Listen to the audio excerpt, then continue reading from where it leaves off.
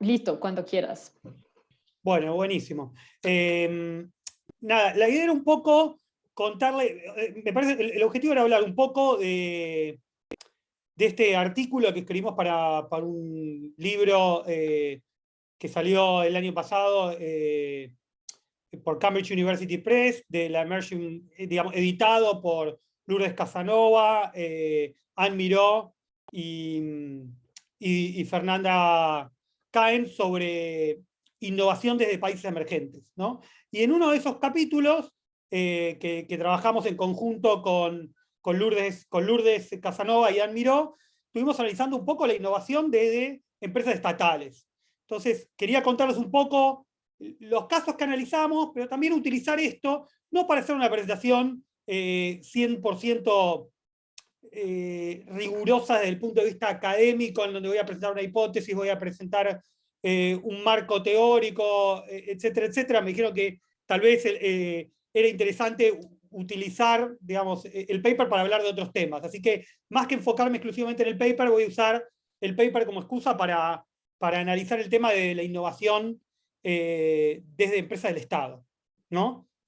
Y tal vez ahí lo primero que quería arrancar era diciendo esto de cómo es esto que las empresas estatales pueden innovar, ¿no? Y, digamos, en realidad, digamos, a mí la imagen que se me viene a la cabeza es esto, ¿no? Digo, es como que no enchufa, no es algo que enchufe directamente. Cuando uno asocia a las empresas estatales, las puede asociar con cuestiones que tienen que ver con razones de políticas internas, de geopolítica, de desarrollo económico, pero en general, cuando uno conceptualiza las empresas estatales, no, en general lo que uno asume o lo que identifica a priori no es que son empresas eficientes, que están en altos grados de competitividad a nivel internacional, aunque pueden competir con empresas privadas, o que incluso pueden innovar,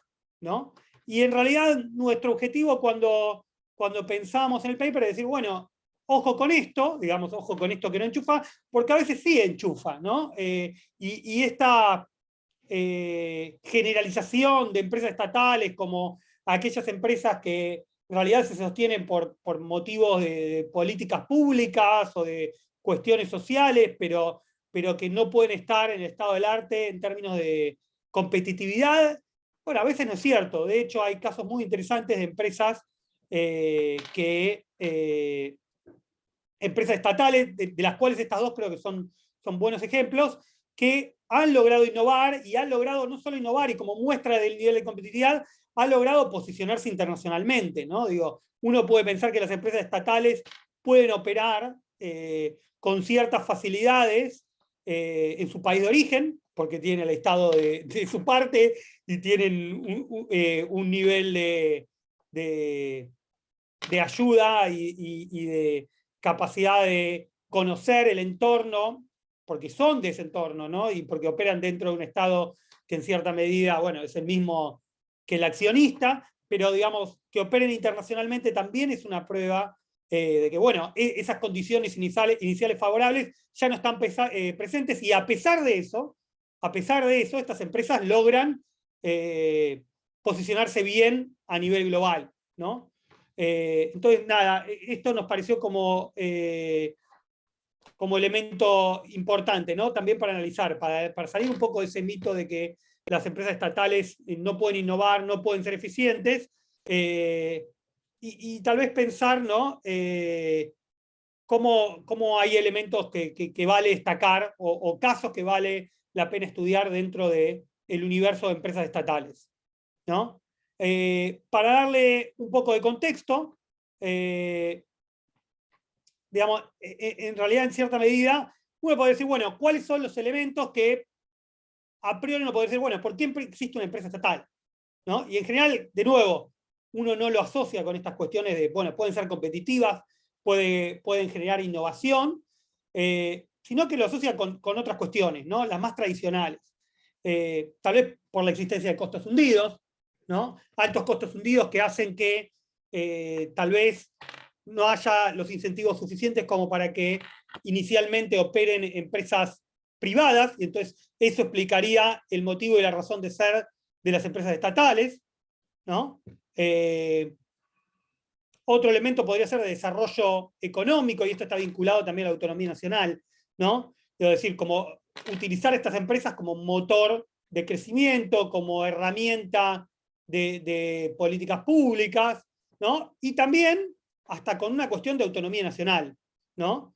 Digo, la verdad que hay un gran número de empresas estatales que tienen que ver con el sector energético, ¿no? En particular el petróleo, ¿no? Y eso tiene que ver probablemente con cuestiones de autonomía nacional, hasta de índole nacionalista en su creación, ¿no? De mantener ese activo fundamental, que es fundamental para toda la economía, en manos del Estado, ¿no? Entonces, esas podrían ser algunas razones de la existencia de estas empresas, cuestiones geopolíticas también, ¿no? Vinculado a la autonomía nacional, pero incluso con la salida al exterior, muchas veces esto tiene que ver con decisiones geopolíticas de los estados, decir, bueno, quiero tener una mayor presencia dentro de cierto territorio, dentro de mi región, lo que sea, y utilizo a las empresas estatales para ese fin, ¿no? Que todos estos elementos son útiles, ¿no?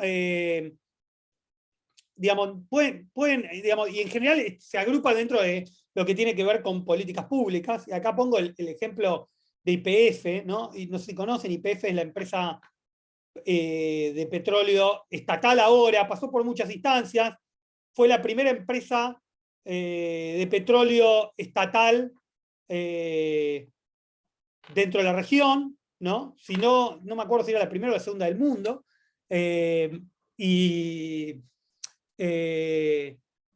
después en los 90 pasó a capitales totalmente privados, ¿no? Y después el Estado argentino la volvió a nacionalizar. Pero independientemente de estas vicisitudes y este sendero muy típico de Argentina, con muchos altos y bajos y reversión de políticas públicas, digamos, YPF en muchas oportunidades, incluso tal vez ahora, es utilizada para hacer políticas públicas. Es decir, digamos, uno de los grandes flagelos que tiene Argentina hoy por hoy tiene que ver con la inflación.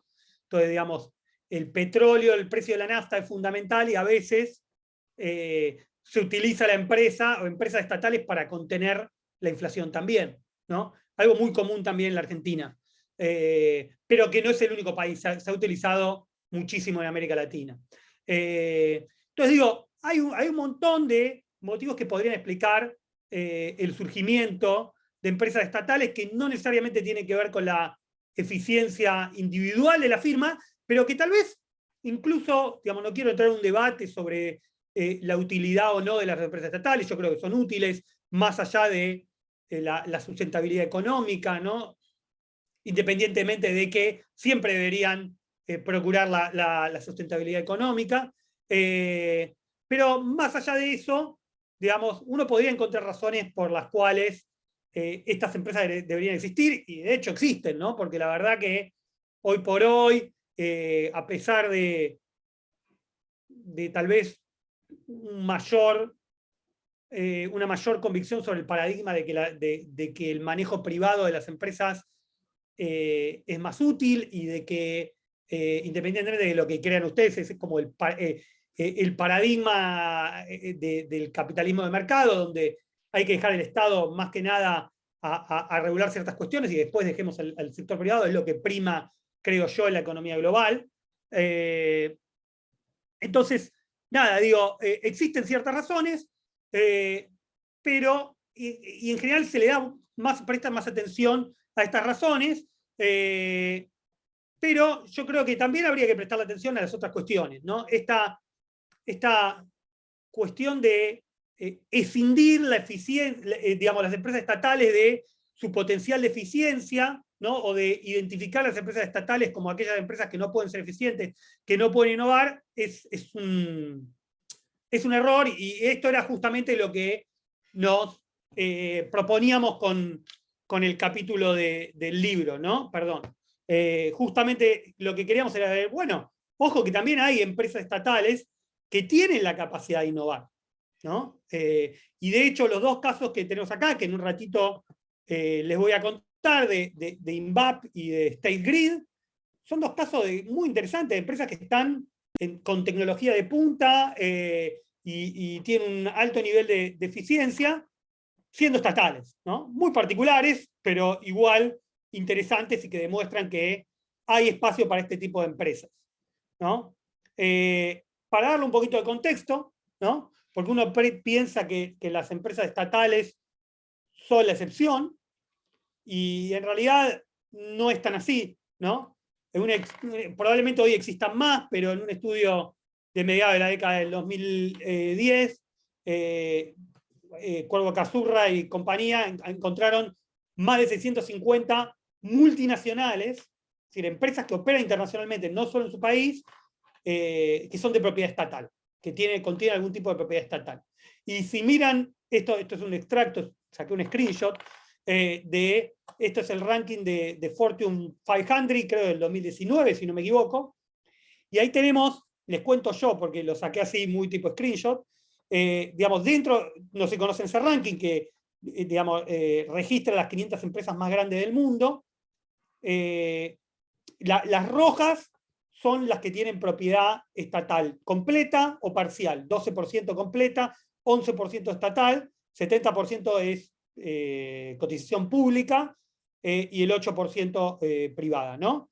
Pero lo que muestra esto es que casi un cuarto es decir, casi 100 de estas 500 empresas tienen algún tipo de propiedad estatal, ya sea completa o parcial. Pero creo que esto es muy interesante, ¿no? Porque de nuevo uno piensa en empresas, incluso cuando enseña en cursos básicos de introducción al management o estrategia o cosas así, todo el paradigma, todo está pensado para la típica empresa, digamos, totalmente atomizada en su estado de propiedad, con management profesional, etcétera, etcétera, y no tiene en cuenta otras empresas que siguen siendo muy relevantes, ¿no? De nuevo, casi un cuarto de las empresas, de estas 500 empresas más grandes del mundo, tienen algún tipo de propiedad estatal, ¿no?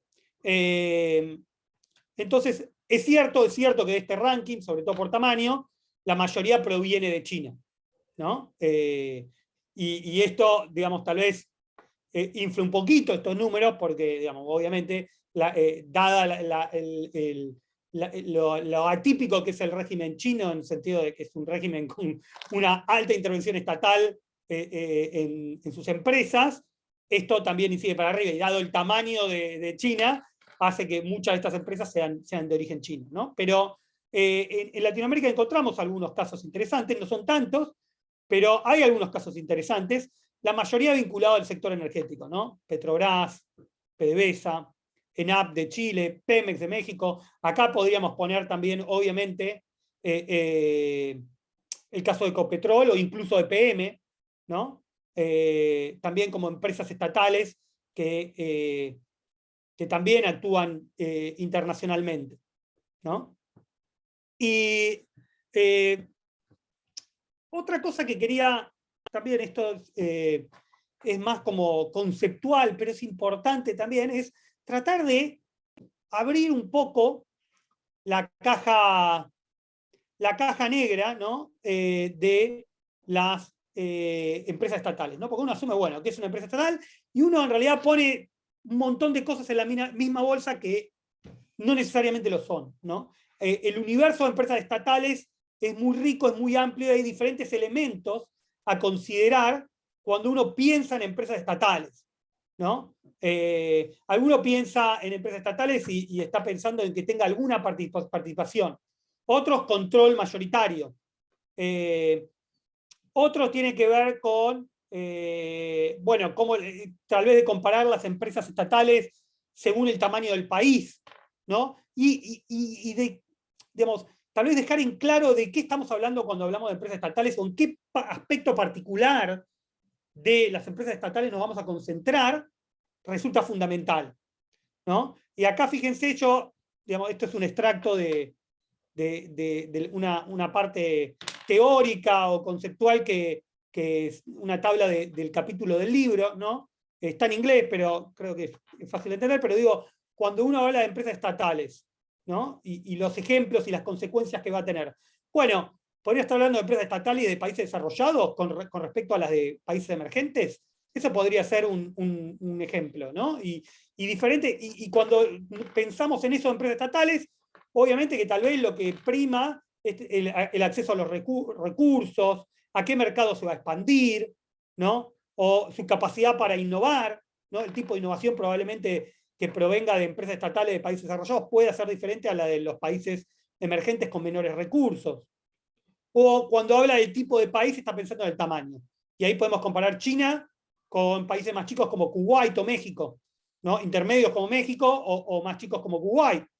Y ahí también, digamos, esto también define el acceso a los recursos o la velocidad en el proceso de internacionalización.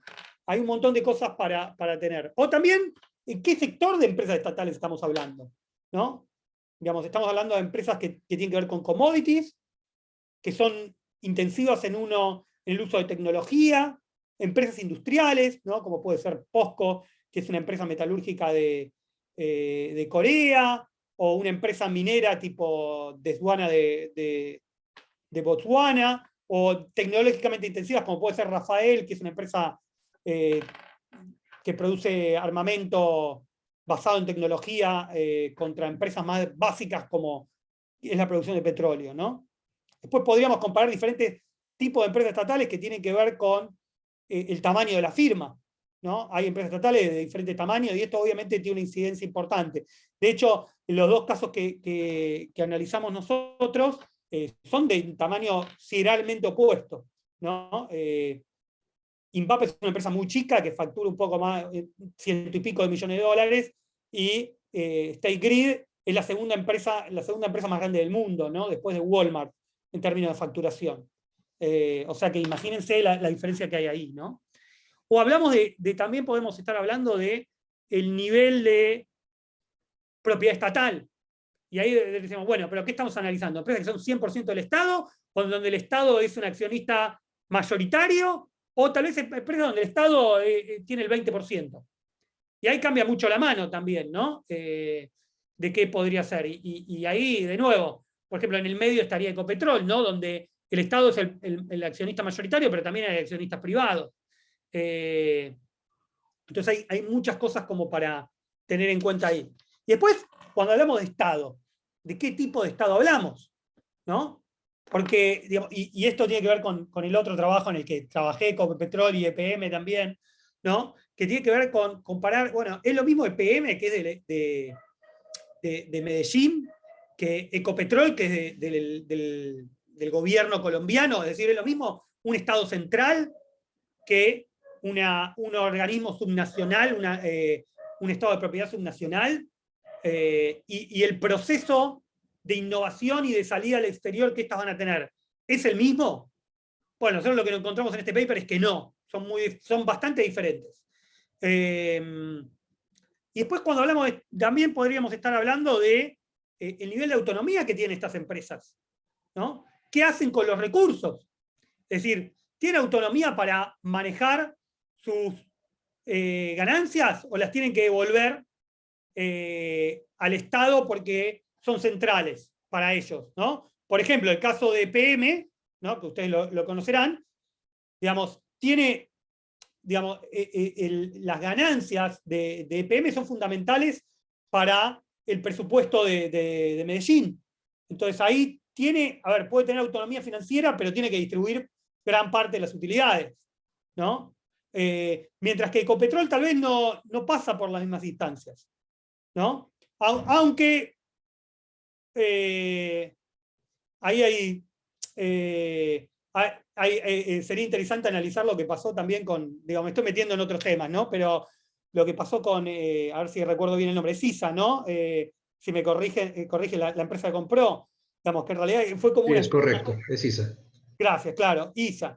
Que es muy interesante también ese caso, ¿no? Porque, de nuevo, pareciera que la venta ISA tiene que ver con necesidades del Estado, pero que no se quiere desprender, entonces manda Ecopetrol a comprarla, ¿no? Es mi impresión, tal vez estoy equivocado, no quiero armar Pero de nuevo, ahí hay una dinámica interesante. O si recibe subsidios también, porque no solo tiene que ver con los ingresos, sino también de cómo se fondea, ¿no? Hay empresas que pueden ser deficitarias y recibir subsidios, y así pueden fondear por ejemplo, innovación o salir al exterior, o no, ¿no?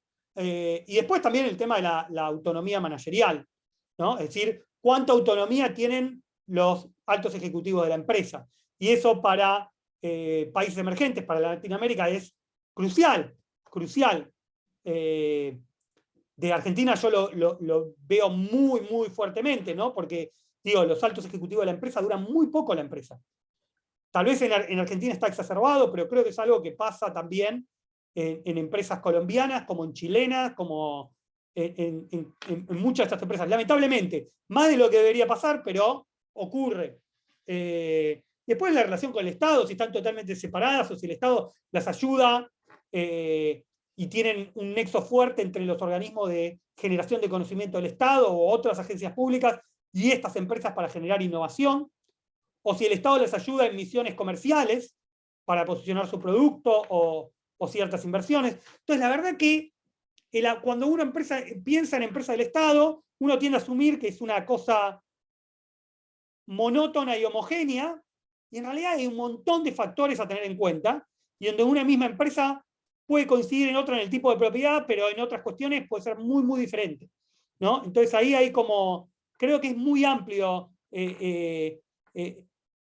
la cantidad de dimensiones que uno debería considerar. Entonces, en general, los estudios deberían especificar claramente de qué hablan cuando hablan de empresas estatales, ¿no? O en qué parte de las empresas estatales se van a concentrar, porque abarcar a todos estos en un trabajo, a mi modo de ver, pareciera ser muy ambicioso, ¿no?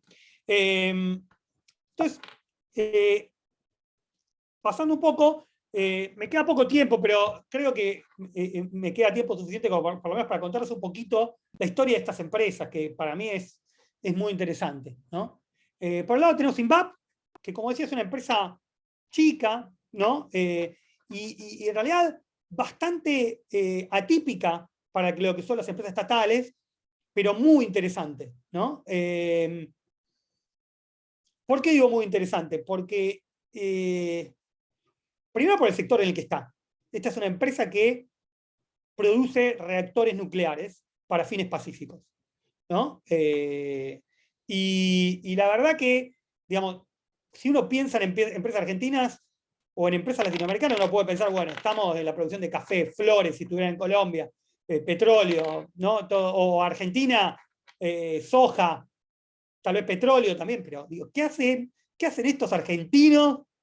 Digamos, está bien, hasta jugadores de fútbol te acepto producir, pero ¿qué hacen produciendo reactores nucleares? Como una cosa rara, ¿no? Digo, y la verdad que es raro, pero es muy interesante y en realidad muestra el potencial que tienen los países, ¿no? Para incluso competir en sectores de alto valor agregado, ¿no? Y digo esto porque, digo, INVAP ha vendido reactores nucleares no solo a países como Perú, Egipto, que pueden ser países emergentes, qué sé yo, sino que ha vendido a países desarrollados como Australia, Holanda, ¿no? Caso muy interesante, atípico también, ¿eh? No digo que es la regla en Argentina, de hecho es lo contrario a la regla, es la super excepción. Además de esto, ese es el core business, pero además de esto, produce equipamientos médicos vinculados a cuestiones nucleares, produce satélites, y me estoy olvidando de una división que ahora me venía a la cabeza, pero no me la acuerdo, no me está viniendo ahora. Es tema de satélites, tema de reactores, tema de otros equipamientos, bueno, ya me va a venir a la cabeza. Pero de nuevo, todos vinculados a alta tecnología, ¿no? Tiene un origen muy particular, lo cuento muy rápidamente porque no tengo tiempo, pero esta empresa está en un lugar también atípico, ¿no? No es que está en Buenos Aires, está en el sur de Argentina, cerca de Bariloche. Si alguien, no sé si alguno conoce, si no, cuando ven a Argentina es un destino turístico muy lindo.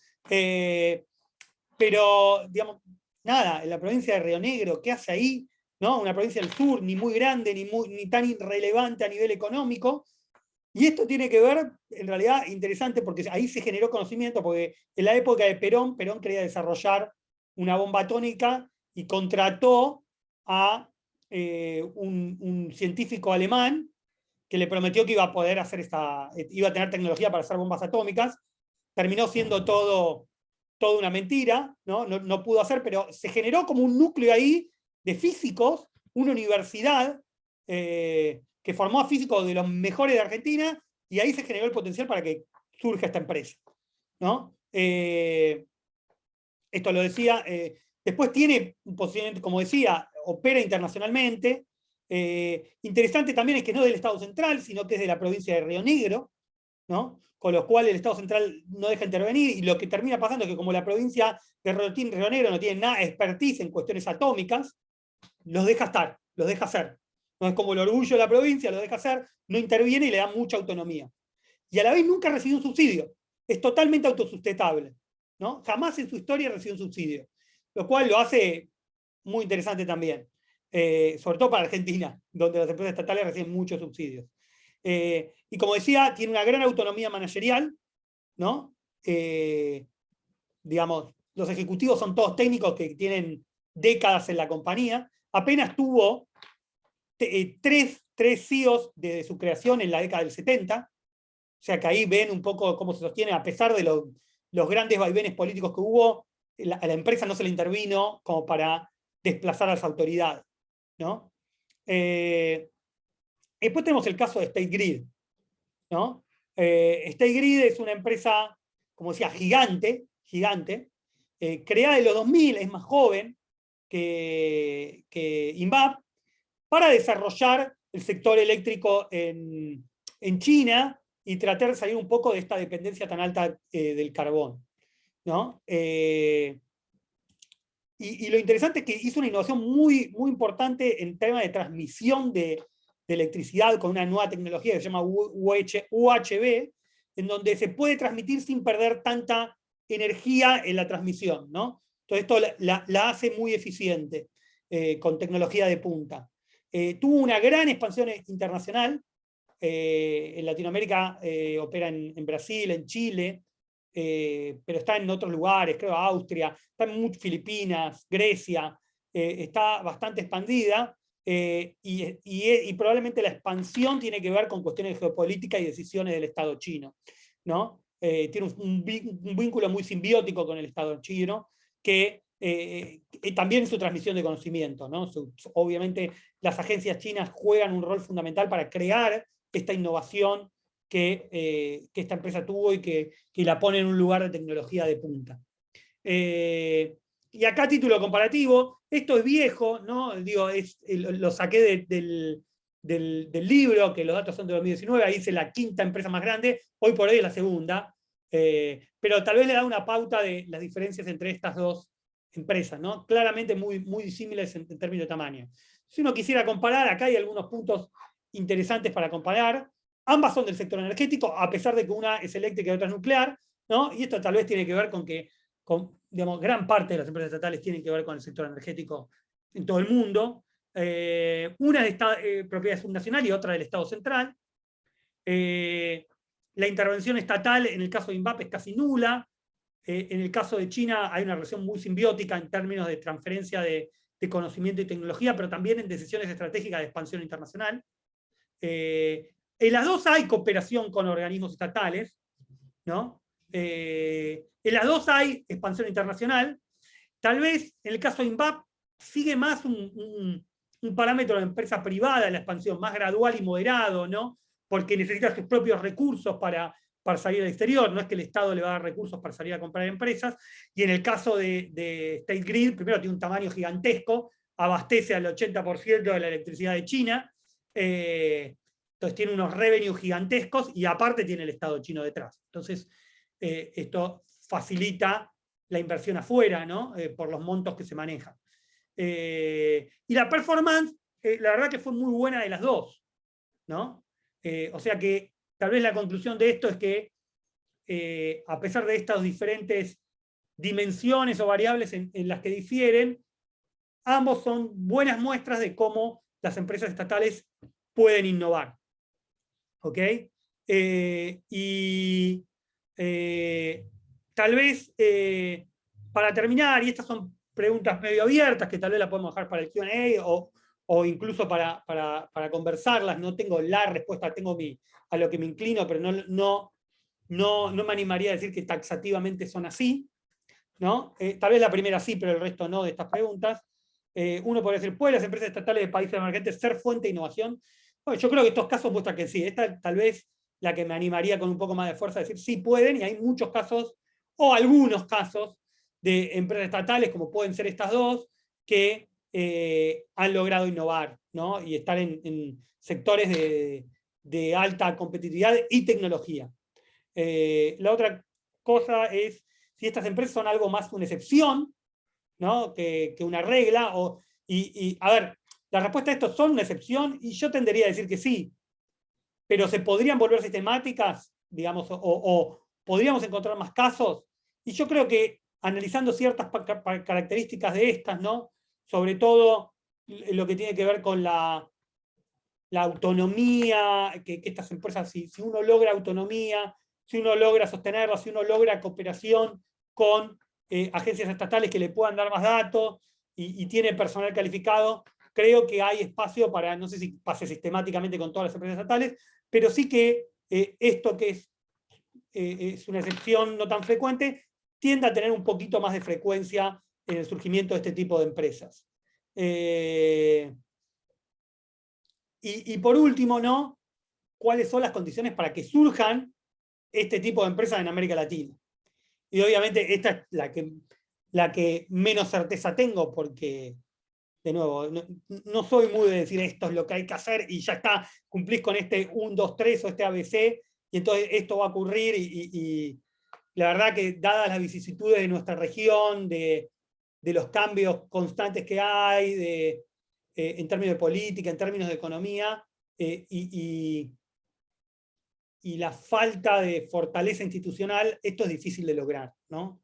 Yo creo que, como decía antes, el rol de la autonomía que se le puede dar a estas empresas, tanto gerencial como financiera, es clave para que comiencen a tener mayores niveles de competitividad, que en general es un camino hacia poder generar innovación, ¿no? Y sobre todo el rol de las instituciones, ¿no? Porque hay un tema ahí de la intervención política de las empresas, ¿no?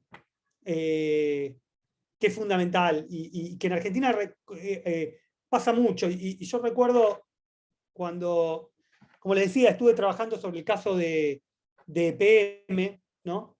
Y lo empezamos a trabajar en el 2000, póngale 2017, no, 2018 más bien. Y EPM yo empecé a ver, y lo conversamos con mi coautora colombiana, y yo le decía, bueno, pero mirá que acá esta empresa estuvo intervenida, la había intervenido a principios de los 90, no, entonces si alguien la puede intervenir con tanta facilidad, si no hay barreras institucionales que permitan que esta empresa pueda ser intervenida, nada nos garantiza que no pueda pasar en el futuro. Y ahí teníamos como alguna opinión diferente, porque yo decía, no, esto pasó en los 90 y hoy EPM es un ejemplo y es un orgullo para la región de Antioquia, y la verdad que no lo veo pasando, funciona muy bien, es eficiente. Y lo que estuvo pasando en el último tiempo, si probablemente ustedes sepan más que yo, es que de nuevo hay una tensión entre la dirección ejecutiva de la empresa y las autoridades políticas de la ciudad, ¿no? Donde pareciera que haya cierta disyuntiva sobre cómo elaborar, y donde la ciudad vuelve a intervenir. No digo que intervenga mal, no estoy diciendo que está bien o está mal, pero sí que le quita autonomía, ¿no? Y que esto que pareciera que en cierto momento parece que las cosas van hacia un lado y pareciera que no van a volver para atrás, a veces vuelven, ¿no? Muchas veces vuelven. Lamentablemente, en América Latina y en Argentina, muy frecuentemente, ¿no? Creo que Andrea puede estar de acuerdo conmigo de estos cambios constantes mucho más repetitivos y más a carne viva que se pueden vivir en Argentina con estos temas. Y después siempre, como decía, creo que es fundamental el tema de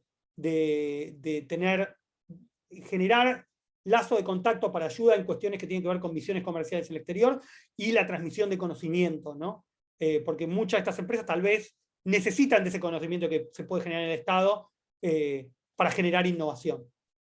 Y con esto termino. Creo que, Sonia, espero que no me regañes porque me pasé algunos minutos del tiempo, pero... No, para nada. Yo creo que podemos pasar a las preguntas. Aquí había una, Diego, en el chat que había puesto Juan Carlos sobre el tema del gobierno corporativo, que se ha sido uno de esos puntos claves de crecimiento. Entonces, si quieres, empecemos con esa pregunta y pasamos después a la de Andrea. Yo creo que sí. Juan Carlos, y con lo de gobierno corporativo te referís a este tema de la autonomía financiera y managerial, creo que es fundamental. Sí, es sobre eso. Okay, ¿no? Y que en realidad esto vaya más allá de la cosa voluntaria de un gobierno que dice yo no intervengo y todo va a seguir bien. Tiene que haber barreras institucionales que en cierta medida lo obstruyan. Digo, recién conté el caso o conversamos sobre el caso de cómo, por lo menos yo observo lo que pasó y alguna vez pasa con EPM, pero también incluso en otros países que también tienen una mayor continuidad institucional que Argentina, o que incluso que Colombia, como puede ser Chile. En ENAP pasó lo mismo, ¿no? Si uno ve la empresa estatal chilena ENAP, también hubo digamos, cuando empezó a generar pérdidas, el Estado intervino, digamos, ¿no? Y como que revirtió todo el proceso de salida al exterior. Entonces hay como ahí una dinámica de falta de continuidad. Aún en los países que muestran más estabilidad, ¿no? Si uno, tipo Chile, o incluso que tal vez en los 2000, 2010 fueron como ciertos parámetros de, bueno, se está construyendo esta institucionalidad a la modelo chileno, como podrían ser Perú o Colombia, ¿no? Pero bueno, nada. No sé si, Juan Carlos, no sé si contesto tu... Perfecto, muchas gracias, Diego. Excelente explicación. Andrea, si querés, y después yo no sé quién tenía la mano primero levantada. Sí, Andrea. Muy cortito porque ya estamos corriendo con el tiempo. Muchas gracias, Diego, un tema interesante. Yo creo que sobre todo en la parte de historiografía y otras ciencias, el tema del Estado empresario en América Latina había empezado a ponerse en primer plano. Por ejemplo, el libro de Lazzarini y Musacchio, que probablemente vos lo conozcas, y bueno, sería bueno hacer tu lectura comparativa. Pero bueno, lo de Odebrecht, ¿no? Puso en contradicción bastante algunas de esas teorías, y volvimos otra vez a esa visión de corrupción, porque digo, ese es un tema importante en las empresas estatales, no solamente de América Latina y no solamente estatales, pero entonces te quería preguntar eso, cómo ves vos este trend en la literatura. Y otro comentario, absolutamente más técnico, con la investigación histórica con Norma Lanchotti, que acabamos de sacar el libro sobre las grandes empresas en Argentina. Detrás de empresa estatal, me encantó ese cuadrito que vos mostraste, pero yo agregaría el tema del estatus legal, porque detrás del concepto de empresa estatal, lo que nosotros estuvimos viendo, todas las leyes argentinas para permitir que haya incorporación de empresas estatales, y por ejemplo hasta los 60 no podían ser sociedades anónimas del Estado, que eso tiene impacto en lo que Juan Carlos te preguntaba sobre el gobierno corporativo. Entonces tal vez me animaba a pensar si el estudio de los formatos de incorporación legal no pueden tener un impacto en algunas de esas variables, ¿no? Y eso vale la pena estudiar, y mucha gente que trabaja en el campo de business no mira eso, y yo creo que tiene un impacto desde cómo se definen las autoridades, de cómo se puede generar capital. Esa es una pregunta más metodológica. Y el tercer comentario, creo que en INVAP es absolutamente excepcional desde el caso argentino, como bien señalaste, y un elemento que yo señalaría es el tema del partnership. INVAP ha crecido mucho, como vos sabés bien, con muchas sociedades para importar tecnología, capital. Si ese tema también no puede ser otra variable, ¿no? Empresas que tienen una tradición más de cómo trabajan por proyectos. INVAP trabaja, si el tema de los partnerships con otros colegas haya sido un factor también push en el caso de esta trayectoria. Y gracias, Diego. Sí, a ver, son tres cosas creo que marcás. Lo de los aspectos legales, 100% de acuerdo. Tendría que haber hablado con vos antes, así lo incorporaba como otro elemento. Seguramente hay otros también que no incorporé ahí, pero totalmente de acuerdo, ¿no? Y tal vez lo debería haber incorporado. Digo, lo mismo pasó en Brasil, ¿no? donde la primera parte del proceso de privatizaciones había un límite a cuánto se podía privatizar. También el Estado mantiene el golden share, ¿no? La acción de oro en muchas empresas. Entonces ahí todos los aspectos legales son fundamentales. ¿Sí? Creo que habría que incorporarlo también. Con respecto al caso de INVAP y la transferencia de tecnología, no sé si te referís a transferencia de tecnología desde otras empresas privadas o desde el Estado. No, me refería al tema de los partnerships, que INVAP hace todo el tiempo con universidades, con otras empresas, por lo menos por lo que yo he visto. Sí, y ese tema como un elemento muy importante para este caso en particular. Sí. Hay una conexión muy fuerte con el Balseiro, ¿no? Que es esa universidad o ese instituto que se acuerdan que les conté que se creó con esta idea de crear, que Argentina tenga la capacidad de crear una bomba atómica, y surgió ahí. Entonces, de hecho, la gran mayoría de la gente que trabaja en INVAP proviene de ahí, y su fundador provenía de ahí, ¿no? Pero también con la Agencia Nacional de Energía Atómica. INVAP busca mucho eso, ¿no? Porque de nuevo es una empresa muy chica, entonces digo, y el tema es muy grande, entonces trata de buscar por otros canales y ha sido muy eficiente en eso. En términos de hacia dónde va la literatura, yo creo que hay un resurgir de interés por el tema, ¿no? Ha habido bastantes special issues vinculados a temas de ownership y del rol del Estado, ¿no? Esta idea de bringing the state back. Así que creo que hay una tendencia muy grande.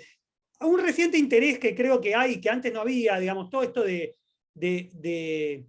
libro de Lazzarini, Reinventing Leviathan y todo eso, sobre todo está enfocado en el nivel de propiedad estatal. Es decir, si es una empresa estatal, completamente estatal, si es empresa mixta, digamos, como diferentes cuestiones que tienen que ver con el nivel, ¿se entiende? De cuánto porcentaje accionario hay del Estado. Algo que ha surgido en el último tiempo, y que es el paper que les mencionaba, que está hecho con María Alejandra González Pérez y con Erika Salvaz, tiene que ver con el tipo de propiedad, si es una empresa estatal del Estado central y subnacional. Y hay un reciente crecimiento del interés por eso, por ahora moderado, pero yo creo que ese es un tema muy relevante también. No sé si contesto tu pregunta del todo, Andrea. Giorgio. Sí, gracias, Diego. Una pregunta, de hecho, más que una pregunta, una serie de comentarios. Digamos, puntos de reflexión adicionales a los que tú mencionaste al final. Creo que vale la pena de pronto profundizar un poco lo que serían el tipo de innovación que hacen estas empresas. Porque pues depende mucho del nivel de riesgo a las cuales se enfrentan, ¿no?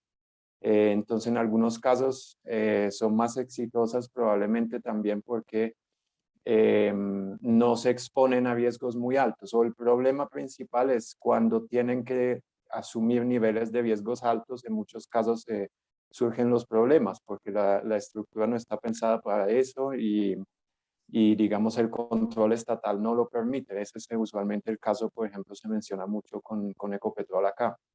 Que le tienen mucho miedo a todas las contralorías, fiscalías, todas las IAS, precisamente por esa razón. También el tipo de subsidio creo que hay que diferenciar mucho, precisamente porque, digamos, el problema como tal no es el subsidio a la empresa pública, porque al mismo tiempo hay subsidios a las empresas privadas también en muchos países emergentes. El problema es cuando estos subsidios no están enfocados a subir los niveles de productividad, sino como básicamente son redes de ayudas a empresas que no lo están haciendo bien. Entonces, digo esto porque mencionaste al final el tema de que INVAP nunca recibió subsidios, mientras otras que sí, y creo que no es el subsidio como tal el problema, sino cómo se usa y por qué. Al mismo tiempo, creo que sería importante diferenciar, digamos, en aras de intentar entender cuáles de estas empresas públicas pueden ser innovadoras y cuáles no. Hablar del tema de la productividad, porque nos ayuda mucho a hacer una gran diferencia entre qué tipo de empresa, de cuál empresas estamos hablando. Yo vengo de Italia y siempre pienso al caso de Alitalia, que fue un desastre, digamos, desde que yo nací recuerdo que intentan salvarla, se gastó billones y millones y nada, y sigue ahí. ¿Se cerró? ¿Cómo? Ahora la cerraron y ¿cómo se llama? Sí, pero Ita, ¿no? volvió a nacer de sus cenizas con otro nombre. Una ave ¿no? Fénix, sí. Pero también hay empresas como Eni o Enel, que son extremadamente productivas, exitosas, multinacionales. Entonces, creo que la productividad de la empresa es una variable clave para diferenciar. También cuál entidad del Estado es responsable o, digamos, controla la empresa. Por ejemplo, en el caso de Eni en Italia es el Ministerio de Economía. Y como en cada país, digamos, en el Ministerio de Economía, usualmente el ministro siempre es una figura muy, digamos, de muy alto perfil. Digamos, es menos propensa a repartir mermelada y cosas de este estilo. Mientras que en Italia, si no estoy mal, tenía un rol mucho más importante el Ministerio de Transporte, que es un ministerio más débil. ¿Sí? Y finalmente, de pronto, una invitación. Lo que yo no entiendo mucho es, yo no soy experto de esto, trabajo en tema de innovación, pero no en empresas públicas. Y cuando escucho o leo papers sobre este tema, siempre me pregunto un poco, pues, cuál es el objetivo final de esta literatura. Porque si es, pues todos dicen, sí, hay unas pocas que lo pueden hacer. Entonces no entiendo bien si el objetivo de la investigación en general en esta literatura es entender cómo hacer que más empresas públicas sean más innovadoras o si es promocionar que haya más empresas públicas, lo cual pues son dos objetivos muy distintos y de pronto uno es más deseable que el otro. Y bueno, con eso cierro. Muchas gracias, Diego. Bueno, buenísimo, gracias. Gracias por todos tus comentarios. Sonia, ¿puedo tomar unos minutos para responder? Ya, por supuesto, claro que sí. Este era un estimado, pero tenemos hasta las 2 tranquilos si quieres. Sí. Ok. A ver, son muchos temas los que mencionas. Vinculado al tema de los subsidios y la productividad, y yo creo que están vinculados. A ver, es cierto que qué se hace con los subsidios más que los subsidios por sí. Los subsidios por sí no son malos. El tema es qué se hace, ¿no? Pero sí hay un hecho de que tener subsidios te permite, digamos, te permite algo que la que no tiene subsidios se ve obligada a tener que lidiar con una cuestión más eficiente porque no tiene ese subsidio. No es que los subsidios sean malos, es qué se hace con eso. Y eso tiene que ver con lo que decía Juan Carlos del tema de gobernanza corporativa, ¿no? Yo creo que ahí el factor, a ver, no es que porque tenés subsidio está mal. Creo que la condición necesaria es el tema de la gobernanza corporativa. Ahí, eso es lo fundamental. Los subsidios pueden ser bien utilizados. Ahora, cuando no los tenés, te obliga a lo otro, te empuja más hacia lo otro, ¿no? Después, con el respecto a en los sectores en que innovan o el tipo de innovación que pueden hacer, yo ahí, con respecto a estas dos empresas que están analizando, haría una diferencia. Pero no es lo mismo el caso de INVAP que el caso o más bien, no es lo mismo el caso de empresas estatales latinoamericanas que empresas chinas. Las chinas tienen muchísimos más recursos y podrían incluso innovar en aspectos tal vez más tecnológico-intensivos, mientras que las empresas latinoamericanas tienen menos recursos. En general, INVAP, como te decía, es una súper excepción, pero en general yo diría que tal vez tiene que ver con otro tipo de innovación, tal vez en innovación más con consumer-based innovation o tropicalized innovation. Hay como diferentes formas de explicar cómo pueden innovar los países emergentes y me parece que más deberían, incluso las empresas estatales, deberían ir más por ese camino, sobre todo en Latinoamérica, ¿no? China es un mundo aparte y con unos recursos muy diferentes al resto de los países emergentes. Y después creo que lo último que mencionabas era el tema de el porqué de los estudios. A ver,